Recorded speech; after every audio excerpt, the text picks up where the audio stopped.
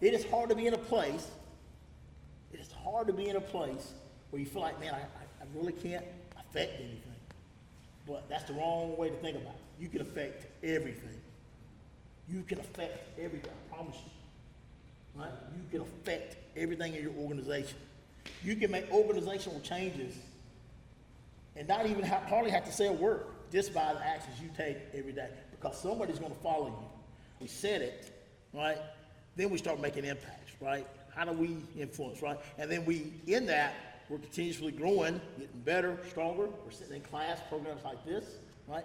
Sitting around just chewing the fat, so to speak, on a Monday night, on our first, probably warmest days we've had this spring, which I already feel like a little bit of summer, right?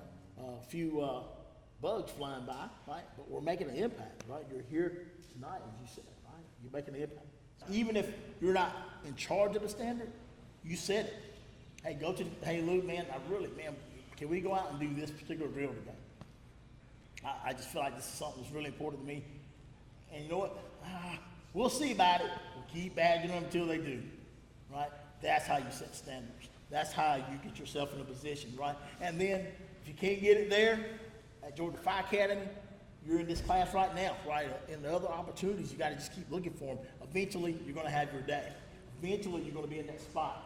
Eventually, you're going to be leading somebody, right? And you will have already, in your head, set standards, right? This is what I expect performance to be, right? Emulate others. Find some folks that are already doing it. Maybe it's another shift that's doing it. Hey, I want to be like those guys. I want to do what they're doing so I can be the best in my game. I believe it's becoming a master of your craft, right? If you're not a master of that, and you're on it, then you're in trouble, right?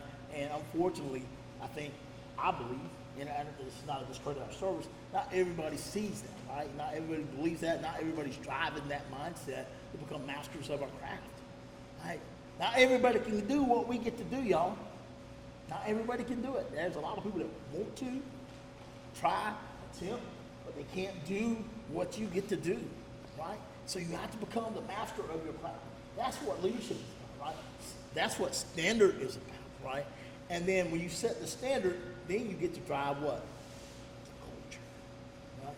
But what does it really look like, right? What does an efficient and competent firefighter look like? Someone who's able to complete a task and adapt to the ever-changing. How do they get there? Maybe I should even back it up a little bit further. How do we get them there, right? Because part of the responsibility that you all have, whether you are an engineer, firefighter, engineer, officer in your department, you have a responsibility to help Pat, the firefighter, who may not be very efficient right now or very competent, right? Because so everybody starts very inefficient and very incompetent in the job, right? And even after you go through, how long is that?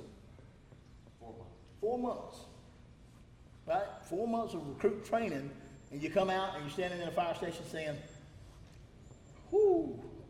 All I remember is doing a lot of push-ups and running and studying and blah, right? I haven't become a very efficient or effective firefighter or competent firefighter yet, right? So what are you going to do to help them take those basic skills that are all knocking around in their head? Because right now, right, that new firefighter is doing what?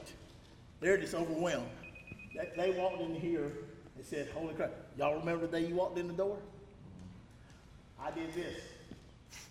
Holy crap, right? I did it multiple times from Statesboro, Georgia. Holy crap. Well, I even back to Alamo, Georgia, where I grew up, a little small town volunteer. Whew, man, there's all this gear, and we didn't have much training. We had a little red book, right?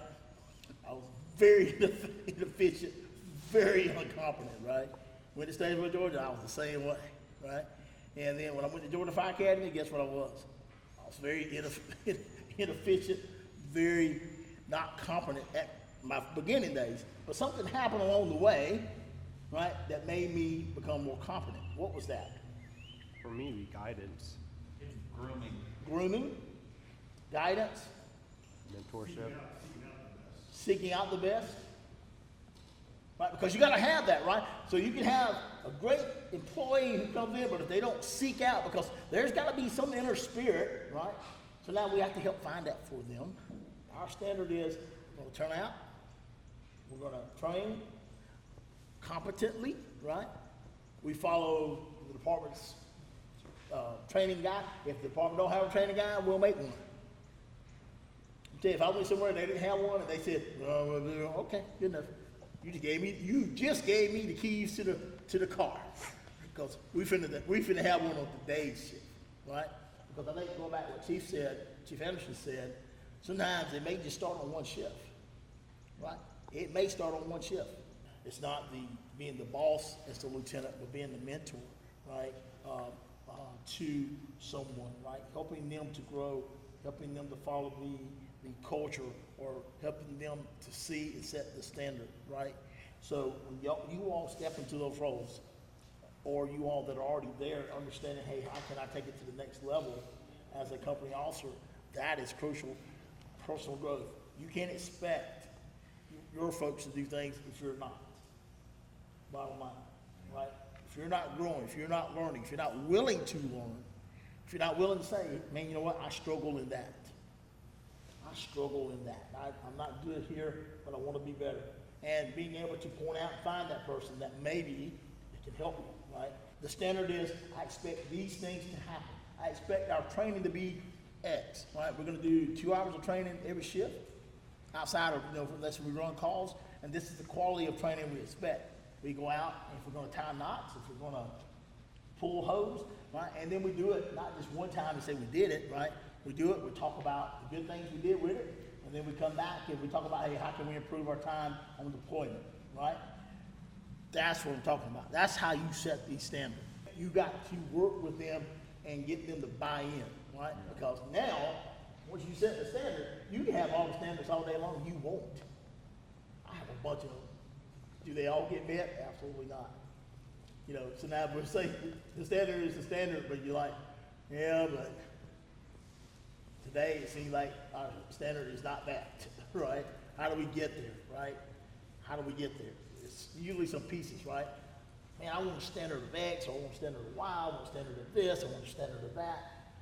I know there's only so much capacity, right, the team in my office can have, and so much capacity, the next level, all the way down to company officers, and I have so many standards, man, they'd probably be sitting there saying, look here, Chief, you done lost your mind.